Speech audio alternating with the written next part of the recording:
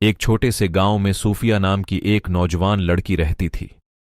صوفیہ ایک متجسس اور بہادر روح تھی، جس کا دل حیرت سے بھرا ہوا تھا اور ذہن سوالات سے بھرا ہوا تھا۔ وہ اپنے ارد گرد کی دنیا کو تلاش کرنا پسند کرتی تھی اور ہمیشہ پوچھتی تھی کیوں؟ ایک دن صوفیہ نے ایک چھپے ہوئے راستے پر ٹھوکر کھائی جسے اس نے پہلے کبھی نہیں دیکھا تھا۔ اس نے اس پر عمل کرنے کا فیصلہ کیا اور یہ اسے ایک خوبصورت اور قدیم جنگل کی طرف لے گیا۔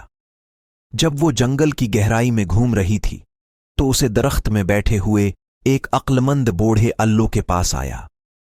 الو نے عقلمند نظروں سے صوفیہ کی طرف دیکھا اور کہا، نوجوان، تجھے ہمارے جنگل میں کیا لایا ہے؟ صوفیہ نے اپنے تجسس اور مہم جوئی سے محبت کی وضاحت کی اور الو نے سوچ سمجھ کر سر ہلایا۔ میں تمہیں ایک کہانی سناتا ہوں۔ الو نے کہا، جادو، حیرت اور انسانی دل کی طاقت کی کہانی۔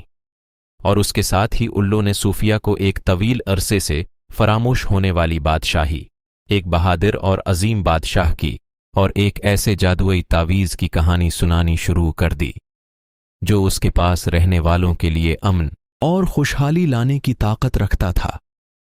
جیسے ہی صوفیہ نے سنا، اس کا دل حیرت اور خوف سے بھر گیا۔ وہ جانتی تھی کہ اس نے واقعی کسی خاص چیز سے ٹھوکر کھائی ہے، ایسی چیز جو اس کی زندگی کو بدل دے گی۔